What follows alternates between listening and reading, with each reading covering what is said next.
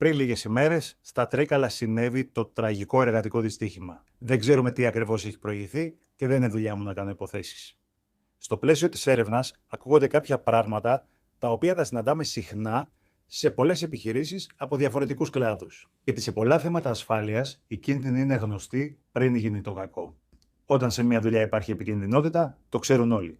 Επομένως, είναι πολύ σημαντικό να γνωρίζουμε πως όταν οι εργαζόμενοι που είναι μέσα στη λειτουργία και γνωρίζουν καλύτερα από τον καθένα, λένε ότι κάτι δεν πάει καλά ή ότι κάτι είναι επικίνδυνο, δεν σημαίνει ότι κάνουν επίθεση ή ότι αμφισβητούν την εκάστοτε διοίκηση. Χτυπάνε καμπανάκι. Η ασφάλεια δεν είναι θέμα τι άποψη έχει ο καθένας, είναι θέμα πολύ συγκεκριμένης ευθύνης. Η αδιαφορία, η καθυστέρηση ή το έλα μωρέ δεν φαίνονται τη μέρα που συζητιούνται. Δυστυχώς φαίνονται τη μέρα που κάτι πάει στραβά. Επομένως, οι εργαζόμενοι καλούνται να καταγράψουν τον κίνδυνο. Όχι φωνές και καυγάδες, γραπτός, ήρεμα, ξεκάθαρα. Γιατί όταν όλοι φοβούνται να μιλήσουν, το πρόβλημα δεν εξαφανίζεται, απλώς περιμένει. Και η ασφάλεια στη δουλειά δεν είναι υπερβολή. Είναι το όριο ανάμεσα στο πήγα στη δουλειά και στο δεν γύρισα σπίτι.